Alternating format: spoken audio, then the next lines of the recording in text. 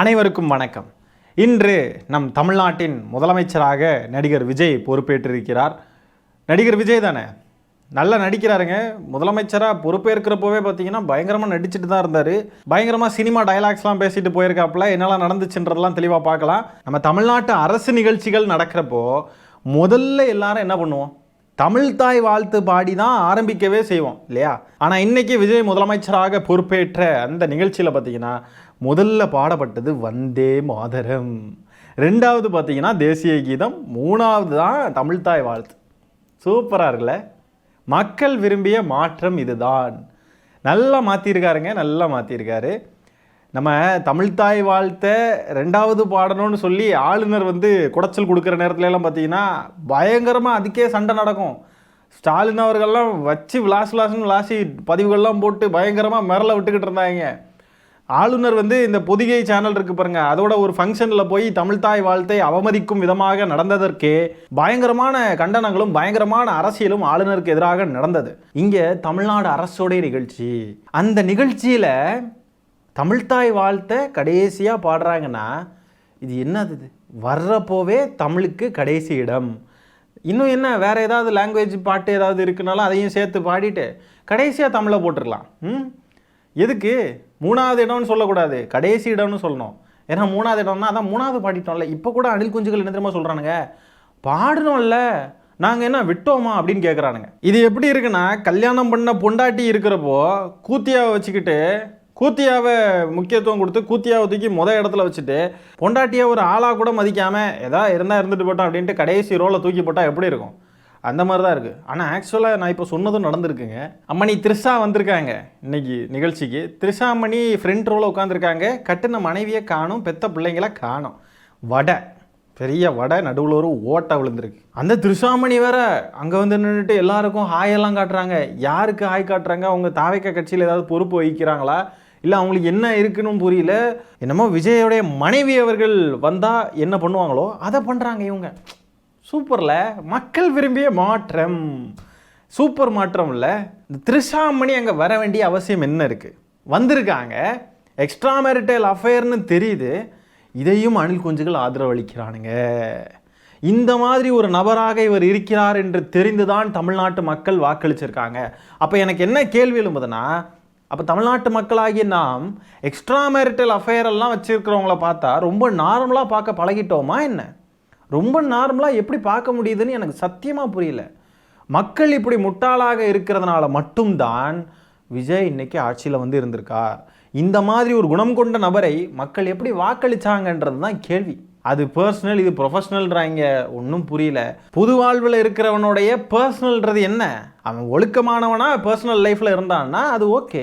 ஒழுக்கம் கெட்டவனாக இருக்கிறப்போ அவனை நம்பி மக்கள் வாக்களிக்கிற ஒரு இடத்துல அவன் இருக்கிறப்போ அவனுக்கு என்ன பர்சனல் இருக்குது? அவன் ஒழுக்கம் கெட்டு திரிகிறவனை எப்படி அதை பர்சனல்னு நம்ம எடுத்துக்க முடியும்? தமிழ்தாய் வாழ்த்துக்கு கடைசி இடம், கூத்தியாளுக்கு இடம். சூப்பர். கூத்தாடிக்கிட்ட நாட்டை கொடுத்தா அவன் கூத்தியாகிட்ட கொடுத்துட்டு போயிடுவான்னு காமராஜர் அன்னைக்கே சொன்னார். அது இப்போ தமிழ்நாட்டில் நடக்க போகுது. ஒரு முக்கியமான ஒரு கவர்மெண்ட் விழாங்க. அந்த விழாவில் த்ரிஷா வந்திருக்காங்க. எக்ஸ்ட்ரா மேரிட்டல் அஃபேரில் தான் இருக்குன்றதை வெளிப்படையாகவே அவங்க தெரிவிக்கிற ஒரு நிகழ்வாக தான் இது இருக்குது. இது சத்தியமாக புரியலைங்க. மக்கள் இவ்வளோவா முட்டாளாக இருப்பாங்க? உண்மையாலுமே ஸ்டாலின் அவர்களை தோக்கடிச்சுக்கிட்டு குளத்தூரில் அங்கே இருக்கிற மக்களே அழுகுறாங்க. நாங்கள் ஸ்டாலின் ஐயா வரக்கூடாதுன்னு நாங்கள் வாக்களிக்கலை, விஜய்க்கு சும்மா தான் போட்டு பார்ப்போமேன்னு போட்டு பார்த்தோம், ஜாலிக்கு போட்டோம், ஃபன்னுக்கு போட்டோம், மஜாவாக போட்டோம் அப்படின்றாங்க. இந்த மக்களை என்ன சொல்கிறதுனே தெரியல. ஓட்டு போடுறது ரொம்ப ஜாலியாயிருச்சு, ஓட்டு போடுறது அவ்வளோ ஜாலியாயிருச்சு. ஓட்டு போடுறோமே ஒருத்தவங்களுக்கு, அவங்க நம்மளை ஆள போகிறாங்க, எல்லா விஷயத்துலையும் நம்மளை ஆள போகிறாங்க, அவங்களுக்கு அந்த தகுதி இருக்கான்னு கொஞ்சம் கூட இந்த மக்கள் சிந்திக்கலை. இனிமே கொஞ்சம் கொஞ்சமாக புரிய வரும் எல்லாருக்கும். ஜோசப் விஜயனும் நான் அப்படின்ட்டுலாம் அவர் சொன்னார் இல்லையா? சொல்கிறப்பவே பார்த்தீங்கன்னா அவர் அங்கே ப்ரிப்பேர் பண்ணி மனப்பாடம் பண்ணி வச்சுருக்கிற டைலாகெல்லாம் அங்கே நின்று பேசுகிறாப்புல. ஜோசப் விஜயனும் நான் அப்படி இப்படின்னு டைலாக் பேச ஆரம்பிச்சிட்டாப்புல. அங்கே ஆளுநர் பின்னாடி இருந்து அப்பா கொஞ்சம் வெயிட் பண்ணுங்கள், நீங்கள் பாட்டுக்கு எதையும் பேசிக்கிட்டு இருக்காங்க, எழுதி தந்திருக்கிறத மட்டும் பேசுங்கன்னு சொல்கிறாரு. இது எவ்வளோ பெரிய அவமானம் தெரியுமா? அந்த காணொலியை நீங்களே பாருங்கள், நல்லா கூர்ந்து பாருங்கள், அப்போ உங்களுக்கு புரியும். சி ஜோசப் விஜய் எனும் நான்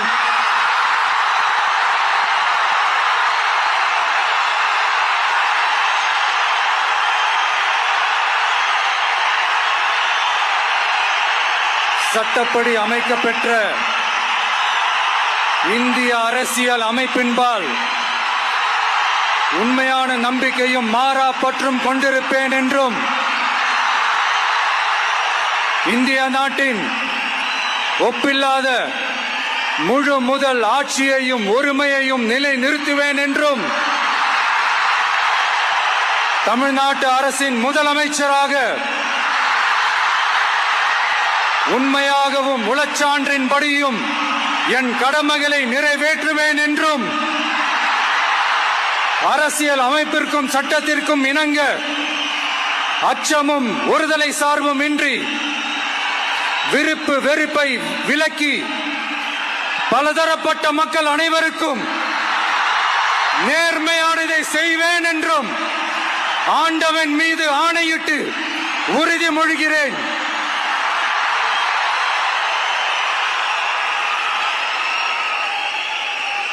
நல்லா பார்த்தீங்கன்னா தெரியும், எப்பா கொஞ்சம் வெயிட் பண்ணுப்பா, சொன்னதை மட்டும் பேசுப்பா அப்படின்னு சொல்லிட்டு அங்கே ஆளுநர் வந்து இன்ஸ்ட்ரக்ட் பண்ணுறாப்புல. அதுக்கப்புறம் தான் சார் இங்கே இருக்கிறது தான் படிக்கணுமா அப்படின்னு சொல்லிட்டு திருப்பி படிக்கிறாப்புல.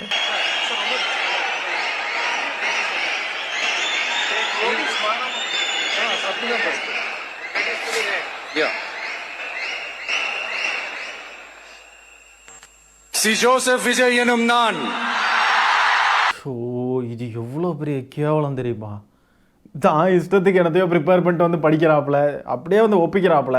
அங்கே பின்னாடி இருந்து தட்டி எப்பா தம்பி கொஞ்சம் பொறுமை அங்கே இருக்கிறத படிங்க, அங்கே எழுதியிருக்கு பாருங்க அதை படிங்கன்னு சொல்லி இதெல்லாம் வந்து இதுதான் ஆரம்பம். இவர் வந்து எப்படி செயல்படுறார் அப்படின்றது இங்கேருந்தே நம்ம பார்க்க ஆரம்பிக்கணும். ஏதோ படத்தில் டைலாக் பேசுறது மாதிரி நினச்சிக்கிட்டு பேசிக்கிட்டு இருக்காப்புல. ஓத் டேக்கிங் செரிமனியில் நல்லா ஓத் எடுக்கிறாரு. தமிழ்நாட்டுக்கு இதெல்லாம் பண்ணுவேன் அப்படி இப்படின்னு சொல்லி நல்லா ஓத் எடுத்திருக்காரு.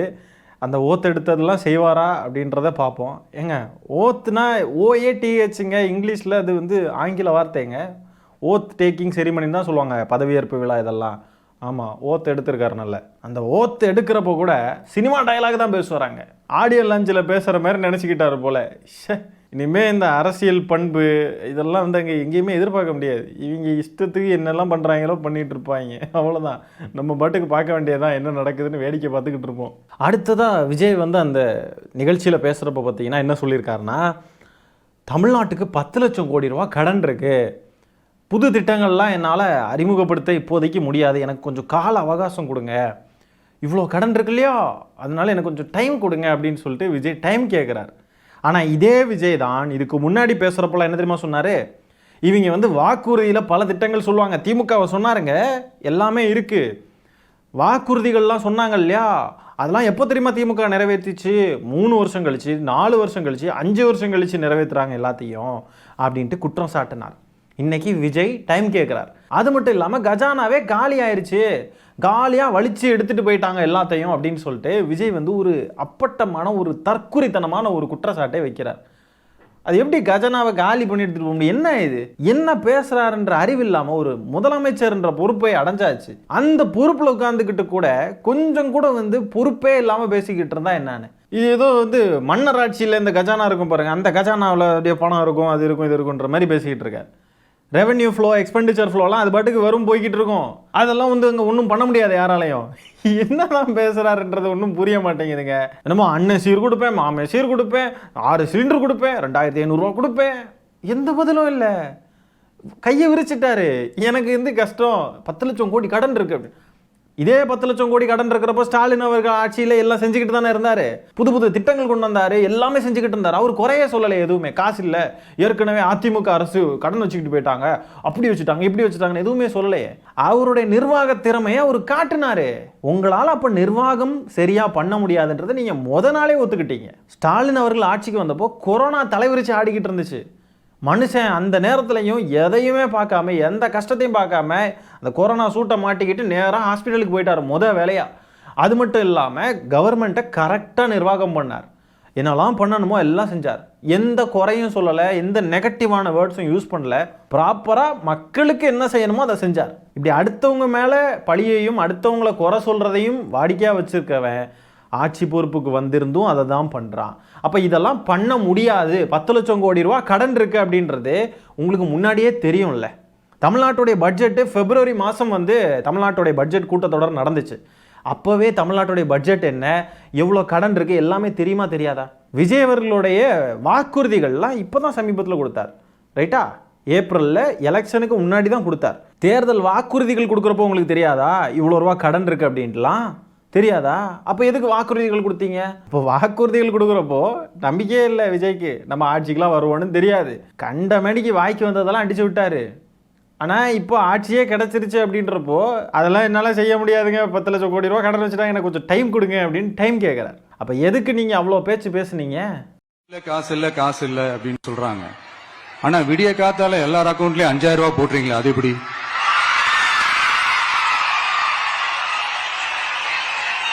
2000 போடுறீங்க, 3000 போடுறீங்க, 4000 போடுறீங்க, இதெல்லாம் எப்படி? கஜானால காசு இல்லைன்னா ஸ்டாலின் அவர்கள் கொடுத்ததை மட்டும் நீங்கள் ஏன் கேள்வி கேட்டீங்க? அப்போ காசு இருந்ததுனால தானே ஸ்டாலின் அவர்கள் கொடுத்தாங்க. இப்போ காசு இல்லைன்னு சொல்கிறீங்க எப்படி? அப்போ எதுக்கு பொய் சொல்கிறீங்க? ஏன் இப்படி பித்தலாட்டம் பண்ணுறீங்க? தமிழ்நாட்டுடைய பொருளாதாரம் இப்போ டபுள் டிஜிட்டில் இருக்குது. பொருளாதாரம் ரெட்டை இலக்கத்தை தொட்டு இருக்குது. திமுக ரெட்டை இலக்க பொருளாதாரத்தில் தான் விட்டுட்டு போயிருக்கு. நல்லா நாங்கள் நோட் பண்ணிக்கிட்டு இருக்கோம். விஜய் ஆட்சியை விட்டு இறங்குறப்போ தமிழ்நாட்டுடைய பொருளாதாரம் இங்கேருந்து இறங்கிச்சுன்னா நாங்கள் கேள்வி கேட்போம். இதை எப்படி உயர்த்த போகிறீங்கன்னு சொல்லுங்கள். அதை விட்டுக்கிட்டு வந்த நாளே கஜானால காசு இல்லை அப்படி இப்படின்னு கிடந்தாலும் தான் என்னான்னு கடன் எவ்வளோ இருக்கோ அதுக்கு தகுந்த வருமானம் இருக்கா அப்படின்றது தான் இங்கே கேள்வி. ஒவ்வொரு மாநிலமும் அவங்களுடைய வரம்புக்கு உட்பட்டு கடன் வாங்கலாம். அதுக்கு ஒரு லிமிட் இருக்குது. சும்மா இஷ்டத்துக்கெலாம் கடன் வாங்க முடியாது. டெப்ட் டு ஜிடிபி ரேஷியோ அப்படின்னு ஒரு கணக்கு இருக்குது. அதாவது ஒரு மாநிலம் எவ்வளோ கடன் வாங்கலாம் அப்படின்னா 28% வாங்கலாம். ஆனால் நம்ம 25லேருந்து 26க்குள்ளே தான் நம்ம வாங்கியிருக்கோம். ஆகவே நம்ம கரெக்டான லிமிட்டில் தான் இருக்கோம். அளவுக்கு மீறிலாம் கடன் வாங்கலை, அளவுக்கு மீறி வாங்கவும் முடியாது, லிமிட்டுக்குள்ளே தான் இருக்க முடியும். ஆகவே இங்கே வந்து கஜானா காலி ஆயிடுச்சு, அப்படியே 10 லட்சம் கோடி ரூபா கடன் அப்படின்லாம் சொல்கிறாங்க. இவ்வளோ ரூபா கடன்னு சொல்கிறவங்க பொருளாதாரத்தை பற்றி ஏன் பேச மாட்டேங்கிறாங்க? தமிழ்நாட்டுடைய வருமானத்தை பற்றி ஏன் பேச மாட்டேங்கிறாங்க? தமிழ்நாட்டுடைய பொருளாதார வளர்ச்சியை பற்றி ஏன் பேச மாட்டேங்கிறாங்க? பேச மாட்டாங்க. ஏன்னா அவங்களுக்கு தெரியும் தமிழ்நாட்டுடைய பொருளாதார வளர்ச்சின்றது நல்லாவே இருக்குது. கடன்லாம் அந்த பொருளாதார வளர்ச்சியை கம்பேர் பண்ணுறப்போ அது ஒரு பெரிய பிரச்சனையே கிடையாதுன்றது எல்லாருக்கும் தெரியும். 10 லட்ச ரூபாய்க்கு ஒரு கார் வாங்குகிறோன்னா நம்ம மாதம் ஒரு 50,000மோ 60,000மோ 1 லட்சமோ சம்பாதிக்கிற நிலைமையில் நம்ம இருக்கோம்னா நம்ம 10 லட்ச ரூபா காரை வாங்குவோம்.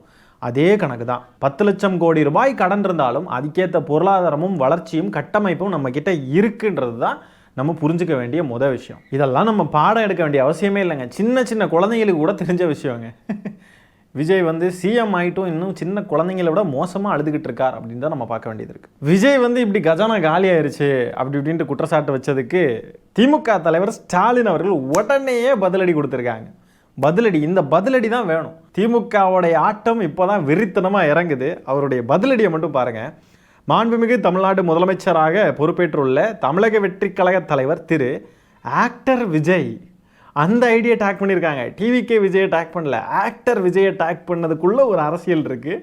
இதுதான் பதிலடி, தரமான பதிலடி. அவர்களுக்கு எனது மனப்பூர்வமான வாழ்த்துக்களை தெரிவித்துக் கொள்கிறேன். பதவியேற்றதும் தாங்கள் கையெழுத்திட்டுள்ள அறிவிப்புகளையும் வரவேற்கிறேன். அந்த அறிவிப்புகள் 2வது வருவான். முதல் அறிவிப்பே ஃப்ராடுத்தனம், அதை நம்ம பார்ப்போம். எடுத்த எடுப்பிலேயே அரசிடம் பணம் இல்லை அப்படின்னு சொல்லி பேச ஆரம்பிக்காதீங்க. அதெல்லாம் இருக்குது. மக்களுக்கு கொடுக்க மனசும் ஆட்சி திறமையும் தான் வேணும். 5 வருஷமாக கோவிடு, வெள்ளம் போன்ற பல பிரச்சனைகளையும் ஒன்றிய பாஜக அரசுடைய ஓர வஞ்சனைகளையும் சமாளித்து தான் நாங்கள் எண்ணற்ற மக்கள் நல திட்டங்களை நிறைவேற்றினோம். ரூபாய் 10 லட்சம் கோடி கடனை வைத்துவிட்டு கஜானாவை துடைத்துவிட்டு சென்றுள்ளது இந்த அரசு அப்படின்ற குற்றச்சாட்டை முதல் உரையிலேயே சொல்லி இருக்கீங்களே. அனுமதிக்கப்பட்ட வரம்புக்குள்ளே தான் தமிழ்நாட்டுடைய கடன் அளவு இருக்குது.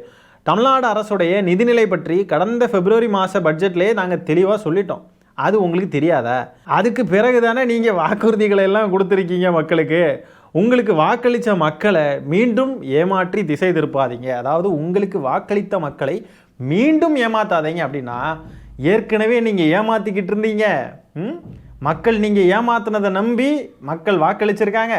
மீண்டும் ஏமாத்தாதீங்க அப்படின்னு அந்த மீண்டும்ன்ற வார்த்தையில் பல அர்த்தம் இருக்குது. அதுக்குள்ளேயும் அரசியல் இருக்குது. நடைமுறைக்கு சாத்தியமானதை மட்டுமே வாக்குறுதிகளாக அளிக்கிறேன் என கூறி ஆட்சிக்கு வந்திருக்கக்கூடிய நீங்கள் இப்போது தான் அரசு நிர்வாகத்துக்குள் அடியெடுத்து வைக்கிறீங்க. கூடிய விரைவில் மக்களுக்கு கொடுத்த வாக்குறுதிகளை எப்படி நிறைவேற்றலாம் என்னும் நுணுக்கங்களையும் எங்களைப் போலவே நீங்களும் நிச்சயம் கற்றுக்கொள்வீர்கள் என நான் நம்புகிறேன். வாக்களித்த மக்களோடு நானும் அதையே எதிர்பார்க்கிறேன். தங்களின் ஆட்சியில் தமிழ்நாட்டின் வளர்ச்சி பயணம் தொடர மீண்டும் எனது வாழ்த்துக்கள் அப்படின்னு சொல்லி வாழ்த்துக்கள் சொல்லி ஆரம்பித்து வாழ்த்துக்கள் சொல்லியே முடிக்கிறாரு. நடுவில் கொஞ்சம் வார்த்தைகள்லாம் நீங்கள் பார்த்தீங்கன்னா அந்த வார்த்தைகள்லேயே ஸ்டாலின் அவர்கள் டென்ஷன் ஆனது அங்கே தெரியும். நாங்கள் தெளிவாக பட்ஜெட்டெல்லாம் சொல்லிட்டோம், அது உங்களுக்கு தெரியாதா? அதுக்கு பின்னாடி தானே உங்களுடைய வாக்குறுதிகளை எல்லாம் நீங்கள் மக்களுக்கு கொடுத்தீங்க, உங்களுக்கு வாக்களித்த மக்களை மீண்டும் ஏமாத்தாதீங்க அப்படின்னு சொல்லி அந்த வார்த்தைகளே பார்த்தீங்கன்னா கொஞ்சம் அந்த ட்ராக்கை விட்டு கொஞ்சம் வெளியே போயிட்டு வர மாதிரி ஃபீல் ஆகுது. ஸ்டாலின் அவர்கள் டென்ஷன் ஆகிட்டாங்கன்னு எனக்கு ஃபீல் ஆகுது. நாள் 1 திமுக எதிர்கட்சியாக இனிமே தினமும் சம்பவம் தான். ஸ்டாலின் அவர்களே இறங்கி அடிக்க ஆரம்பிச்சிட்டாங்க. இதுக்கு மேலெல்லாம் ஒன்றும் இல்லை, ஆக்டர் விஜயை டேக் பண்ணியிருக்காங்க, அதுதான் ஹைலைட்டே இருக்கிறதுலையே. அவர் ஒரு அரசியல்வாதியா, அரசியல் கட்சியா, ஒரு முதலமைச்சரெல்லாம் மதிக்கவே இல்லை. ஆக்டர் விஜய். பவள விழா பாப்பா, சிஎம் அங்கிள் ஸ்டாலின் அங்கிள் இப்படிலாம் சொல்லி கிண்டல் அடித்தப்போ நல்லா இனிப்பாக இருந்துச்சுல்ல. இனிமேல் இப்படி தான் பதிலடியெல்லாம் இருக்கும், பயங்கரமாக இருக்கும், போக போக இன்னும் பயங்கரமாக இருக்கும். பொய் சொல்லியே ஆட்சிக்கு வந்துட்டு இப்போவும் பொய் சொல்லிக்கிட்டு இருக்கார் விஜய். என் கையில் மட்டும் ஆட்சியை கொடுங்க, நான் அப்படியே எல்லாத்தையும் இங்கே மாற்றி காட்டிடுவேன்னு சொன்னார். ஏன் மாற்ற முடியலை? பெண்கள் பாதுகாப்பு, சட்ட ஒழுங்கு எல்லாம் என் கண்ட்ரோலில் இருக்கும், நான் எல்லாம் பார்த்துப்பேன், நீங்கள் ஜாலியாக இருங்க, எல்லாரும் நல்லா இருப்போம் அப்படி இப்படின்னு சொன்னார். இனிமேல் சட்ட ஒழுங்கு பிரச்சனையோ பெண்களுக்கு பாதுகாப்பு இஷ்யூ ஏதாவது நடந்துச்சுன்னு சொன்னால் கேள்வி கேட்டால் என்ன தெரியுமா சொல்லுவார்? ஏற்கனவே இப்படி தானே இருந்துச்சு, போன ஆட்சியில் மட்டும் நடந்துச்சுல, ஏன் என்ன மட்டும் எல்லாம் சொன்னீங்க கடந்த அழுவார். பாருங்கள், நீங்கள் மாற்றம்னு சொன்னீங்க, நீங்கள் தான் எல்லாத்தையும் மாற்றிடுவேன்னு சொன்னீங்க, உங்கள் கையில் ஆட்சியை கொடுத்தா போதும்னு சொன்னீங்க. அந்த நம்பிக்கையில் தானே எல்லாரும் வாக்களிச்சிருக்காங்க. இங்கே நடக்கிற விஷயங்கள் நார்மல்னு நம்ம பல தடவை சொல்லியிருக்கோம். அது சட்ட ஒழுங்கு ப்ராப்ளமாக இருக்கட்டும், பெண்களுக்கு பாதுகாப்பு விஷயங்களாக இருக்கட்டும், நார்மல் எல்லாரும் கடந்து போயிருங்க அப்படின்னு சொல்லலை. ஆனால் உலகம் பூரா நடக்கிற பிரச்சனைகள் தான். தமிழ்நாட்டுக்கு கடன் சொல்லிக்கிட்டு இருந்தார் விஜய். கடன் வாங்காத மாநிலம் எது? கடன் வாங்காத நாடு எது? பெண்கள் பாதுகாப்பு, சட்ட ஒழுங்கு பிரச்சனைகள், போதை பொருள் பிரச்சனை இதெல்லாம் இல்லாத நாடு எது? மாநிலம் எது? அப்படியே பியூராக இருக்குது அப்படின்ட்டு எந்த நாட்டை சொல்லுவோம், எந்த மாநிலத்தை சொல்ல முடியும்? போலீஸ் ஸ்டேஷன், கோர்ட் இல்லாத நாடு எது? மாநிலம் எது? ஆக இந்த பிரச்சனைகள்லாம் எல்லா நாடுகளையும் இருக்குது. அதை தான் நாங்கள் சொல்ல வரோம். அதை சொன்னால் இங்கே பாருங்க இதெல்லாம் நார்மலாக எடுத்துகிட்டு போக சொல்கிறானுங்க இவனுங்க அப்படி இப்படின்னு கிடந்து ஒரே வெடியாக வெடிச்சாங்க. இப்போ புரியுதா? யார் ஆட்சிக்கு வந்தாலும் குற்றங்கள் நடக்கும் தான். யார் ஆட்சியில் இருந்தாலுமே கடன் வாங்குறது நடந்துட்டு தான் இருக்கும். யார் ஆட்சிக்கு வந்தாலுமே இந்த பிரச்சனைகள்ன்றது இருந்துக்கிட்டு தாங்க இருக்கும். ஒரு கவர்மெண்ட்டால் என்ன பண்ண முடியும்னா அதை கண்ட்ரோல் பண்ண தான் முடியும். கொஞ்சம் ரெகுலேட் பண்ணி அதை வந்து ஸ்ட்ரிக்ட் ஆக்ஷன் எடுத்து கொஞ்சம் வந்து அதை நடவடிக்கையை தான் எடுக்க முடியுமே ஒழிய வேறு எதுவும் செய்ய முடியாதுன்னு பல தடவை சொன்னோமே. யார் கேட்டால் கடன்னா எல்லாரும் கடன் வாங்க தான் செய்வாங்க. கடன் வாங்கி தான் கவர்மெண்ட்டே ரன் ஆகும். ஒவ்வொரு தனி மனிதனுமே கடன் வாங்கி தான் அவன் வாழ்க்கையை பார்க்க முடியும். கடன் இல்லாமல் இருக்கிறவங்களோட எண்ணிக்கை ரொம்ப கம்மியாக தான் இருக்கும். நம்ம கடன் வாங்குறப்போ அது தெளிவான எண்ணிக்கையில் நம்ம வாங்குகிறோமா, அளவுக்கு மீறி வாங்குகிறோமான்றது தான் இங்கே முக்கியம். ஸோ இது எல்லாத்தையும் நம்ம எடுத்து சொல்லி புரிய வச்சா யாருமே கேட்கல. அப்படியே தமிழ்நாடு வந்து விஜய்கிட்ட கொடுத்தா கடனை எல்லாம் ஒழிச்சு கட்டி அப்படியே அவர் வந்து அப்படியே வேறு லெவலாக அப்படியே தமிழ்நாட்டை உயர்த்தி கொண்டு போயிடுவார். பெண்களுக்கு ஒவ்வொரு பெண்களுக்கும் ஒவ்வொரு காவல்துறையினரை பாதுகாப்புக்கு போடுவார். யாருக்கும் எந்த பிரச்சனையும் வராது. ஒருத்தன் கூட கொள்ளை எதுவுமே பண்ண மாட்டான். அப்படியே நாடே வந்து அப்படியே சூப்பராக மாறிடும். அப்படியே விஜய் வந்த உடனே டாஸ்மாகை இழுத்து மூடிடுவார். டாஸ்மாகை ஏன் இழுத்து மூடல? அதுக்கு ஏன் சைன் போடல? ஏன் போடல? தேவதூதர், அவர் தான் தேவதூதர்னு நினச்சிட்டு தானே எல்லாரும் வாக்களித்தாங்க. தேவதூதர் ஏன் வந்த உடனே எதுவுமே பண்ண மாட்டேங்கிறாரு? அவர் தானே சொன்னார் அதிமுகலாம் ரொம்ப இழுக்கிறாங்க, டைம் இழுத்து தான் எல்லாம் பண்ணுறாங்கன்னு. அப்போ தேவதூதர் வந்த உடனே அப்படி எல்லாத்தையும் மாற்றிருக்கணும்ல. ஏன் மாற்றலை? ஏன்னா மாற்ற முடியாது. ப்ராக்டிக்கலாக ஒருத்தன் எப்படி செயல்பட முடியுமோ அப்படி தான் ஒருத்தனை எக்ஸ்பெக்ட் பண்ண முடியும். ஸ்டாலின் அவர்கள் அவ்வளோ நல்லாட்சி கொடுத்தாங்க. அந்த மனுஷனை அவர் சொந்த தொகுதியிலே தோக்கடிச்சு இவர்கிட்ட கொடுத்ததுக்கு தமிழ்நாட்டு மக்கள் அதோடைய கான்சிக்வன்சஸை விரைவில் அனுபவிப்பாங்க. அவ்வளோதான் சொல்ல முடியும். வந்த நாளே சாக்கு போக்கு சொல்லி சப்பை கட்டிக்கிட்டு இருக்காரு. இனிமே என்ன கேள்வி கேட்டாலும் அதுக்கு ஒரு சப்பை கட்டி வச்சுருப்பாங்க. அதை தான் இழுத்து விடுவாங்க. ப்ராக்டிக்கலாக பதில் சொல்கிறவனை பார்த்தா எல்லாருக்கும் கோவம் வரும். ஆனால் சப்பை கட்டுறவனை பார்த்தா எல்லாரும் பரிதாபப்படுவாங்க. பரவாயில்ல, சரி அண்ணனுக்கு ஆமாம் கரெக்டு தானே, 10 லட்சம் கோடி ரூபா கடன் இருக்கும் அப்படின்னு தான் போவாங்களே இல்லையா. ப்ராக்டிக்கலாக யோசிக்க மாட்டாங்க. விஜய் தானே வரேன்னு சொன்னப்போ எல்லாம் செய்கிறேன்னு சொன்னார், ஏன் செய்ய மாட்டேங்கிறார், இப்போ ஏன் பேக் அடிக்கிறாருன்னு யோசிக்க மாட்டானுங்க இந்த அணில் குஞ்சுகள். அதுதான் இங்கே இருக்கிற பிரச்சனையே. ஆனால் ஸ்டாலின் அவர்கள்னு வரப்போ மட்டும் அப்படியே ப்ராக்டிக்கலாக அப்படியே கொஸ்டின் எல்லாம் எழுப்பி அப்படி எப்படின்னு வச்சானுங்க. ஸ்டாலின் அவர்களும் திமுகவும் ப்ராக்டிக்கலான ஆன்சர்ஸ் கொடுக்குறப்போ அதை ஏற்றுக்க யாரும் தயாராக இல்லை. அதை நிராகரிச்சுக்கிட்டே இருந்தாங்க. அப்படியே பியூராக பெர்ஃபெக்டாக அப்படியே ஒரு பிரச்சனையுமே இல்லாத அப்படியே தமிழ்நாடு அப்படியே ஜக ஜக ஜக ஜகன்னு மின்னணும், அப்படியே ஒன்றுமே ஒரு சின்ன இஷ்யூ கூட இருக்கக்கூடாது அப்படி எதிர்பார்த்தா அது எங்கேயுமே நடக்காது. மனுஷங்களே பெர்ஃபெக்ட் கிடையாது, நம்மளே பெர்ஃபெக்ட் கிடையாது, எல்லாருமே பெர்ஃபெக்ட் கிடையாது. கவர்மெண்ட் மட்டும் எப்படி பெர்ஃபெக்டாக இருக்க முடியும்? உலகமே பெர்ஃபெக்ட் கிடையாது, கவர்மெண்ட் மட்டும் எப்படி பெர்ஃபெக்டாக இருக்க முடியும்? அதெல்லாம் எந்த நாட்டிலேயே யாருமே பண்ண முடியாது, எல்லாரும் மனுஷங்க தான். அதை முதல்ல புரிஞ்சுக்கணும். சரி, அடுத்ததாக இந்த விஜய் முதல் கையெழுத்து இட்டிருக்காரு. ஒரு 3 விஷயங்களுக்கு கையெழுத்து இட்டிருக்காரு, அதெல்லாம் நம்ம பார்க்கறதே இல்லை. ஒன்றே ஒன்று பார்ப்போம். முதல் கையெழுத்து 2 மாதங்களுக்கு ஒரு முறை 200 யூனிட் ஃப்ரீ. அதாவது 2 மாதத்துக்கு சேர்த்து 200 யூனிட். ஆனால் அவருடைய தேர்தல் வாக்குறுதியில் இங்கே போடுறேன் பாருங்கள், தேர்தல் வாக்குறுதியில் மாதம் ஒரு முறை 200 யூனிட் ஃப்ரீ அப்படின்ட்டு அவர் தேர்தல் வாக்குறுதியில் அறிவிச்சிருக்காருங்க. ஆனால் இப்போது 200 யூனிட் தான் ஃப்ரீன்னு சொல்லியிருக்காரு. அந்த 200 யூனிட்டும் பார்த்தீங்கன்னா 500 யூனிட்டுக்குள்ளே யூஸ் பண்ணியிருந்தால்தான் அந்த 200 யூனிட்டும் ஃப்ரீ அப்படின்னு சொல்லி அவர் அறிவிச்சிருக்காரு. இன்னொன்று என்ன தெரியுமா, 500 யூனிட்டுக்கு மேலே போச்சுன்னா 100 யூனிட் ஃப்ரீன்றது ஏற்கனவே இருந்துச்சு பாருங்கள், அது கிடையாது அப்படின்னு சொல்லி ஃபஸ்ட்டு அறிவிச்சிட்டாங்க. அதுக்கு பிறகு மாற்றிக்கிட்டாங்க. அதுக்கு நான் 2வது வரேன். விஜய் ஃபஸ்ட்டு சொன்ன கணக்கின்படி பார்த்தீங்கன்னா 500 யூனிட்டுக்குள்ளே யூஸ் பண்ணுறவங்களுக்கு தான் 200 யூனிட் ஃப்ரீ. அதாவது நீங்கள் ஒரு 600 யூனிட் யூஸ் பண்ணுறீங்கன்னு வைங்க, உங்களுக்கு எந்த ஃப்ரீயும் கிடையாது, நீங்கள் 600 யூனிட்டுக்கும் காசு கட்டணும். இதுவே நீங்கள் 400 யூனிட் தான் யூஸ் பண்ணுறீங்கன்னு சொன்னால் உங்களுக்கு 200 யூனிட் ஃப்ரீ, 200 யூனிட் நீங்கள் காசு கட்டணும். சரிங்களா? இது சர்ச்சையாகி எல்லாரும் வெடித்து கொந்தளிச்சு எல்லாரும் பயங்கரமாக கேள்வியில் கேட்க ஆரம்பித்ததும் பார்த்தீங்கன்னா டக்குன்னு முடிவை மாற்றிட்டாங்க. முடிவை மாற்றி 500 யூனிட்டுக்குள்ளே யூஸ் பண்ணுறவங்களுக்கு 200 யூனிட் ஃப்ரீன்றதை ப்ராப்பராக அதே மாதிரியே சொல்லிட்டாங்க. அதுக்கு பிறகு 500 யூனிட்டுக்கு மேலே யூஸ் பண்ணுறவங்களுக்கு பழைய கணக்கின்படி 100 யூனிட் ஃப்ரீன்றதை திருப்பி மாற்றிட்டாங்க. ஆகவே இதை பிரச்சனை இல்லைன்னு நினைக்காதீங்க. இதில் என்ன சிக்கல் அப்படின்னு சொன்னால், கேள்வி கேட்டு தான் இப்போ இது மாறி இருக்கு. கேள்வி கேட்கலன்னா மாறி இருக்காது. அது முதல்ல அவருடைய தேர்தல் வாக்குறுதியில் ஒவ்வொரு மாதத்திற்கும் 200 யூனிட்ன்றதை அவர் மென்ஷன் பண்ணியிருக்கார். அதை ஏன் செய்யலை, ஏன் ஏமாத்தினார், ஏன் இப்போ மாற்றிருக்கார், ஏன் இப்படி பொய் சொல்லி இப்படி மக்களை ஏமாற்றிருக்கார் அப்படின்றது நம்மளுடைய கேள்வியாக இருக்குது. இதுக்கான பதிலை விஜய் கொடுத்தே ஆகணும். இதை நம்ம விடக்கூடாது. இந்த கேள்வியை நம்ம கண்டிப்பாக எழுப்பிக்கிட்டே இருக்கணும். மக்கள் எல்லாரும் இந்த கேள்வியை எழுப்புங்க. சமூக வலைத்தளங்களில் தமிழ்நாடு கவர்மெண்ட்டை டேக் பண்ணி, விஜயை டேக் பண்ணி எல்லாம் கேளுங்க. தாவைக்காவை டேக் பண்ணுங்க, எல்லாரையும் டேக் பண்ணுங்க. இந்த அமைச்சர்கள்னு சொல்லி பதவி ஏற்றுருக்காங்க ஒரு 9 பேர், அவங்களெல்லாம் டேக் பண்ணுங்க. டேக் பண்ணி கேளுங்க, எல்லாரும் கேள்வி கேளுங்க. விடக்கூடாது இந்த விஷயத்தை. வந்த நாளே எல்லா பிரச்சனையுங்க. தமிழ்நாட்டுடைய இத்தனை ஆண்டு கால மரபையே உடைச்சிட்டாங்க. வந்தே மாதரம், தேசிய கீதம், தமிழ் தாய் வாழ்த்து, அன்னை தமிழுக்கு கடைசி இடம், கூத்தியாளுக்கு இடம், இதெல்லாம் மறக்கவே கூடாதுங்க. மக்களாகிய நீங்கள் சிந்திங்க, மக்களாகிய நீங்கள் மனசுக்குள்ளே இதெல்லாம் ஏற்றிக்கோங்க. ஒருத்தன் எப்படியெல்லாம் இருக்கக்கூடாதோ அப்படிலாம் இருக்கான். அவன் கையில் நம்ம ஆட்சியை கொடுத்துருக்கோம். இதெல்லாம் ரொம்ப தவறுன்றதை நம்ம யோசிக்கணும். நம்ம தெளிவாக நம்ம மைண்டில் வச்சுக்கணும். மறக்கக்கூடாது. நம்ம வீட்டுக்குள்ளே ஒருத்தன் இந்த மாதிரி இருந்தான்னு சொன்னால் அவனை நம்ம எப்படி பார்ப்போம்? ஒரு பொண்ணையோ பையனையோ பெற்றவங்கெல்லாம் யோசித்து பாருங்கள். விஜய் மாதிரி ஒரு கேரக்டருக்கு உங்கள் பொண்ணை கல்யாணம் பண்ணி கொடுப்பீங்களா? உங்கள் பையனுக்கு விஜய் மாதிரி ஒரு கேரக்டர் இருக்கிற ஒரு பொண்ணுக்கு கல்யாணம் பண்ணி கொடுப்பீங்களா?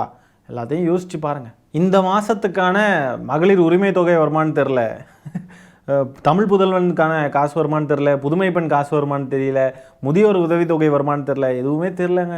நம்பிக்கையே இல்லைங்க. விஜய் சொன்ன அந்த 2500 ரூபா என்ன ஆச்சுன்னே தெரிலங்க. 6 சிலிண்டர் என்ன ஆச்சுன்னு தெரிலங்க.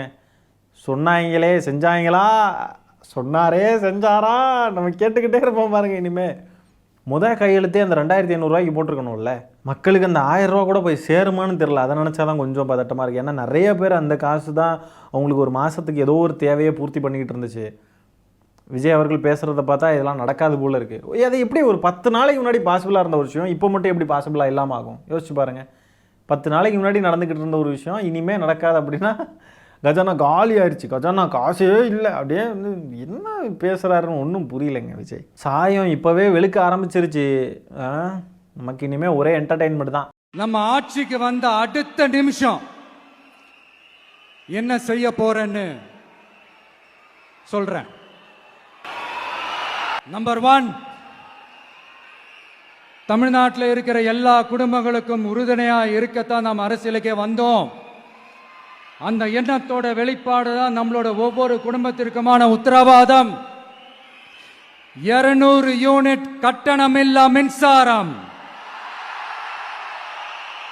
இதில் கூட விஜய் சொல்லலை பாருங்கள், 500 யூனிட்டுக்குள்ளே யூஸ் பண்ணுறவங்களுக்கு தான் 200 யூனிட் ஃப்ரீன்றதை சொல்லலையே. அப்படியே 200 யூனிட் ஃப்ரீன்னு தானே சொல்கிறாரு. விஜய் அவர்களை எப்படி ஏமாற்றலாமா? மக்களை எப்படி ஏமாத்துறது சரியா? தூய சக்தி எப்படி போய் சொல்லியிருக்கு பாருங்க இந்த தூய சக்தி. சரி விஜய் அவர்களே, கஜானா காலியாக இருக்குது அப்படின்னு வச்சுக்கிட்டா கூட உங்கள் தாவேக்காவுடைய பெண் தொண்டர் ஒருத்தவங்க சொன்னாங்க, இந்த மாதிரி விஜயன்னா மக்கள் காசுலேருந்து எதுவும் கொடுக்க மாட்டார், அவர் சொந்த காசு கொடுப்பாருன்னு என்ன சொன்னார் அப்படின்னு சொன்னாங்களே. சொந்த காசை எடுத்து கொடுங்க, மக்களுக்கெல்லாம் காசு தேவைப்படுது, மாதம் 1000 ரூபா போட்டு விடுங்க. அது இல்லாமல் ரொம்ப கஷ்டமாகி போயிடும், நிறைய மக்களுக்கு அது வந்து ரொம்ப சிக்கலாகி போயிடும். காசை கரெக்டாக போட்டு விடுங்க. நீங்கள் 2000 ரூபா கூட கொடுப்பீங்கன்னுலாம் எங்களுக்கு தெரியாது. நீங்கள் 2500லாம் கொடுக்க முடியாது, 2000 கொடுக்க முடியாது, 1500 கொடுக்க முடியாது. நீங்கள் 1000 ரூபாயாவது கொடுங்க. ஏற்கனவே கவர்மெண்ட் பண்ணிக்கிட்டு இருந்தது தான், கவர்மெண்ட்டால் அதை மேனேஜ் பண்ண முடியும். அதையாவது கண்டினியூ பண்ண விடுங்க, அதை நிறுத்தாதீங்க. அப்படி இல்லையா உங்கள் காசை எடுத்து நீங்கள் கொடுங்க, எங்களுக்கு தெரியாது, எங்களுக்கு மாதமான 1000 ரூபா வரணும், அவ்வளோதான். ஒவ்வொரு குடும்பத்திற்கும் மாதத்திற்கு 200 யூனிட்டுகள் கட்டணமில்லா மின்சாரம். ஒவ்வொரு குடும்பத்துக்கும்னு சொல்லியிருக்காருங்க, தோண்டி தோண்டி அடிக்கணுங்க. ஒவ்வொரு குடும்பத்துக்கும்னு சொல்லியிருக்காரு. 500 யூனிட்டுக்குள்ளே யூஸ் பண்ணுறவங்களுக்கு தான் 200 யூனிட் ஃப்ரீன்னு சொல்லலை. இது ரொம்ப கேட்சியாக இருக்குங்க. இந்த சாப்பிட்றதுக்கு சில கடைகளெல்லாம் பார்த்தீங்கன்னா ஃப்ரீ பிரியாணி, நீங்கள் வந்து இவ்வளோ ரூபா கட்டினீங்கன்னா நீங்கள் ஃப்ரீ அன்லிமிட்டடாக அவ்வளோ சாப்பிட்டுக்கலாம் அப்படின்லாம் இருக்கும். அதில் சில விஷயங்களை வந்து கொக்கி போட்டு இது பண்ணுவாங்க, அதை சொல்ல மாட்டாங்க, அதை வந்து பிஸ்னஸ்க்காக பண்ணுவாங்க. அப்போ மக்களையும் இதே மாதிரி தான் இவர் வந்து நம்ப வச்சு ஏமாத்துகிற விதமாக பண்ணிக்கிட்டு இருக்காருங்க. இது உள்ளே இருக்கிற விஷயத்தை யாராவது சொன்னாங்களா? ஏதாவது சொல்லியிருக்கலாம்ல, நாங்கள் 500 யூனிட்டுக்கு உள்ளே யூஸ் பண்ணுறவங்களுக்கு தான் தருவோம், அதுக்கு மேலே உள்ளவங்களுக்கு கிடையாதுன்னு சொல்லியிருக்கலாம்ல. விடக்கூடாதுங்க. இப்போ திமுக எதிர்த்து கேள்வி கேட்டதுனால அந்த பழைய 100 யூனிட்டு அது வந்து ஃப்ரீன்னு சொல்லியிருக்காங்க. 500 யூனிட்டுக்கு மேலே யூஸ் பண்ணாலும் அந்த 100 யூனிட் ஃப்ரீன்றது பழைய மாதிரியே தொடரும். இவங்க என்ன தவறு செஞ்சாலும் எதிரில் இருக்கிறது திமுகவாகும். அதுக்கான கேள்விகளும் அதுக்கான போராட்டங்களும் பயங்கரமாக நடக்கும். அதை மனசில் வச்சு தான் இருக்கணும். திமுக கொண்டு வந்திருக்கிற ஏதாவது ஒரு திட்டத்தை விஜய் நிறுத்தணும்னு நினச்சா அது நடக்கவே நடக்காது. அப்படி ஒன்று நடந்தால் மக்களை கொந்தளிச்சுருவாங்க. அது வரைக்கும் ஸ்டாலின் தான் இந்த நாட்டை ஆள்கிறார் என்று பொருள். பொய் புரட்டுகளையெல்லாம் நம்பி பெத்த குழந்தைங்க அழுறாங்களே அப்படின்னு சொல்லி ஒரு அரசாங்கத்தை தேர்வு செஞ்சால் இப்படி தான் நடக்கும். நாளே தெரிஞ்சிருச்சு பாருங்க. இனி 2வது நாள் 3வது நாள் இன்னும் இருக்கே, இன்னும் எத்தனை 1000 நாட்கள் இருக்கிறது, பொறுத்திருந்து பாருங்கள், உங்களுக்கு தெரிய வரும். சாயம் வெளுத்து கொண்டிருக்கிறது, விரைவில் மொத்தமாக வெளுக்கும். நீங்கள் வேணால் நல்லா பாருங்கள், நம்ம எல்லாரும் இங்கேருந்து கேள்வி எழுப்ப அங்கேருந்து ரூட்டு மாஃபியா ஒரு நரேட்டிவை செட் பண்ண ஆரம்பிச்சிடும் சோஷியல் மீடியாஸில். எங்கள் அண்ணன் எப்படி தான் 10 லட்சம் கோடி ரூபா கடன் அடைக்க போகிறாரோ தெரியல, பாவினாலும்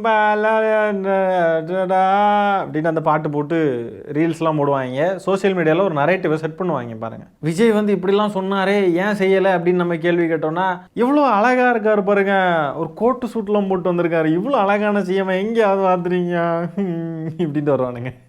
நல்லா அழகாக இருக்கார், சூப்பர் கியூட் சிஎம் அப்படி இப்படின்னு சொல்லி ஆசைப்பட்டு அவர் நம்மளை நல்லா அழகாக ஏமாற்றிட்டு நல்லா கலர்ஃபுல்லாக ஏமாற்றிக்கிட்டு இருக்காரு. ஒளிமயமான எதிர்காலம் கண்ணுக்கு முன்னாடி தெரியுது.